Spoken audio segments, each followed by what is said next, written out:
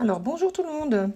Je vous propose pour aujourd'hui une vidéo qui va vous expliquer la dernière partie concernant le cours sur le système digestif, à savoir que deviennent finalement les nutriments issus de tout le processus de digestion que je vous ai, enfin, pour lesquels je vous ai donné des explications au préalable.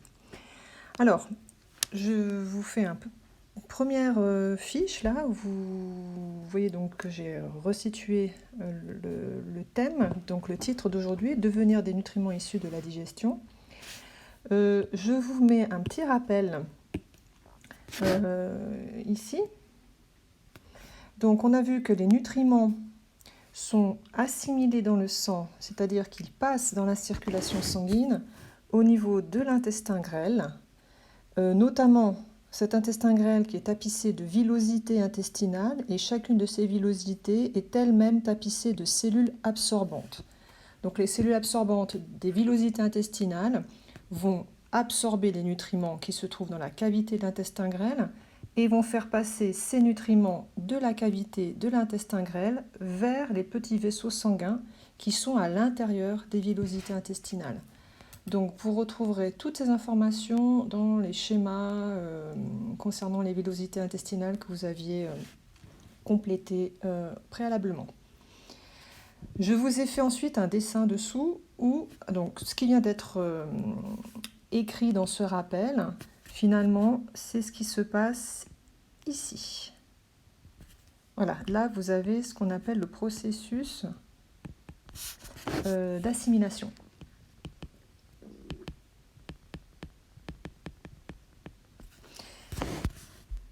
Donc, on retrouve l'intestin grêle en vert, on retrouve le foie en violet, on retrouve le cœur, ça c'est une nouveauté, mais on en parlera beaucoup plus l'année prochaine du système circulatoire. On retrouve le cœur en rose. Et donc vous voyez qu'au niveau de l'intestin grêle, il y a déjà une connexion avec des vénules, des toutes petites veines qui sont dans les villosités intestinales. Première chose, tous les nutriments passent de la cavité intestin grêle dans ces petites vénules. Et ensuite, il y a deux voies possibles.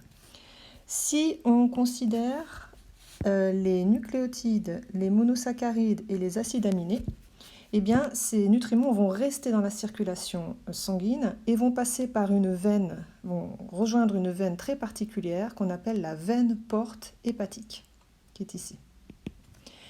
Cette veine porte hépatique amène du sang qui vient directement de l'intestin grêle au foie. Le foie va ensuite traiter la qualité de ce sang. On verra aussi l'année prochaine ou tout à l'heure que, par exemple, ce foie, s'il y a trop de glucose, par exemple, dans ce sang, ce foie va par exemple, en stocker une partie. Puis ensuite, le sang donc, qui est passé par le foie va transiter par le foie pour ressortir via la veine hépatique. Cette veine hépatique va ensuite donner naissance à une autre veine qu'on appelle la veine subclavière gauche. Subclavière, ça veut dire relativement à la clavicule, donc c'est la veine qui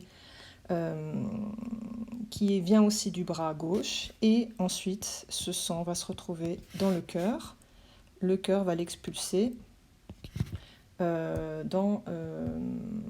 finalement dans un autre vaisseau qu'on appelle l'aorte. Et cette aorte va donc distribuer du sang à tous les organismes, à tous les organes de votre corps. Ça, c'est la voie pour les nucléotides, les monosaccharides et les acides aminés. Or, les acides gras, eux, ne vont pas rester dans la circulation sanguine. Une fois qu'ils sont passés dans les villosités intestinales et dans les petits vaisseaux sanguins des villosités intestinales, ici, il y a un deuxième réseau de circulation qui n'est pas la circulation du sang mais la circulation de la lymphe qu'on appelle le réseau lymphatique. Et en fait, les acides gras vont passer du sang à la lymphe et la lymphe va amener directement ces acides gras ici dans donc la jonction avec la veine subclavière où ces acides gras vont repasser dans la circulation sanguine avant d'arriver dans le cœur et être à nouveau expulsés par le cœur vers tous vos organes. Donc les acides gras ne passent absolument pas par l'étape foie. Voilà. C'est nécessaire parce que sinon ils seraient dégradés au niveau du foie et ils ne pourraient pas aller ou faire les fonctions pour lesquelles ils sont nécessaires. Et je peux vous donner cette information. Il y a certains médicaments, des fois, que nous devons prendre. Et ces médicaments, les substances qu'ils contiennent ne doivent absolument pas être en contact du foie parce que le foie les dégraderait. Donc l'idée, c'est que ces médicaments sont souvent pris sous forme de capsules ou de comprimés. Et l'enveloppe de ces capsules et de ces comprimés est très graisseuse et énormément constituée de graisse. Ce qui fait que cela évite que, donc il y a une prédigestion de ces capsules, mais la plupart de l'élément chimique nécessaire médicamenteuse reste enveloppé dans de la graisse, et donc ces capsules vont, en tout cas ces molécules chimiques, vont plutôt emprunter la voie lymphatique avec les graisses qui les accompagnent, plutôt que de passer par le foie, et plus tard, elles seront déversées dans le sang et pourront faire effet sur les organes pour lesquels elles ont été produites. Donc ça, c'est un moyen de court-circuiter le passage dans le foie.